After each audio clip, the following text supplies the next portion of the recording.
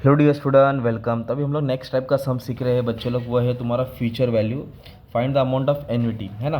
तो future value का formula क्या है? एन्युटी मतलब जो पीरियोडिक पेमेंट होता है, तो फ्यूचर वैल्यू को बोलते हैं accumulated value. Okay, future value is nothing but your accumulated value. यही अपने को फाइंड करना है। तो उसका फॉर्मूला है, हम ऐसे लिखेंगे, future value is equal to C upon I, 1 plus I raise to N minus 1। ये फॉर्मूला है फ्यूचर वैल्यू ऑफ एन्युटी का। तो इधर बोला फाइंड द अमाउंट, मतलब ये फ्यूचर वैल्यू ढूंढना है, एक्यूमुलेट वैल्यू ढूंढना है। कितना? 1500। तो ये सी तुम्हारा दिया है 1500। सी वही है तुम्हारा जो प्रिंसिपल अमाउंट है।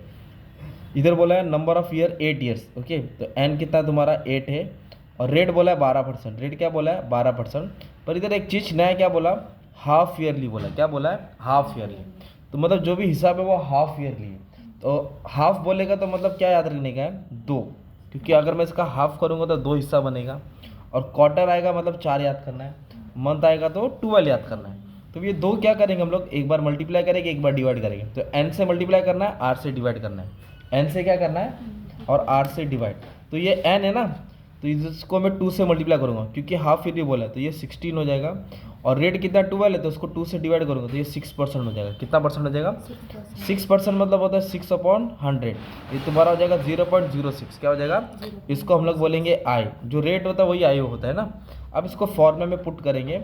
फ्यूचर वैल्यू सी कितना रुपये इन्वेस्ट किया था? 1500। आई 12% था ना, तो 6 क्यों बना? क्योंकि वो हाफ ईयरली था। 12 का आधा कितना हो जाएगा? 6%, मतलब 0.06। दिल्ली की 1 प्लस 0.06 एन।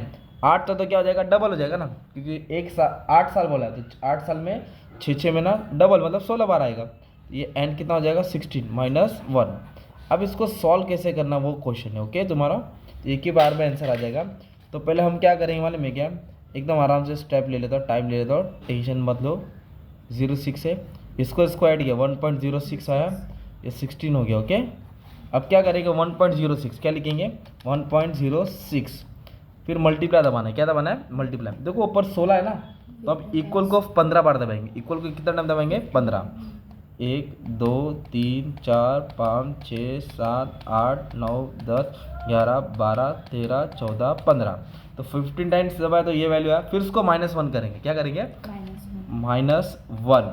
ओके, फिर इंटू 1500 करेंगे। क्या करेंगे? इंटू 1500।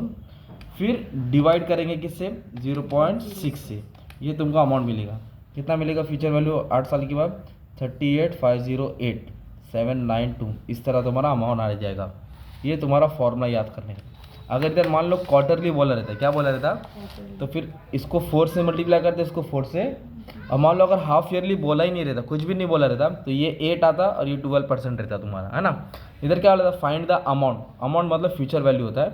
अमाउंट मतलब एक्यूमुलेटेड वैल्यू ऑफ एन्युटी, मतलब ये तुम्हारा कंपाउंड देके कंपाउंड इंटरेस्ट पे मत चले जाना।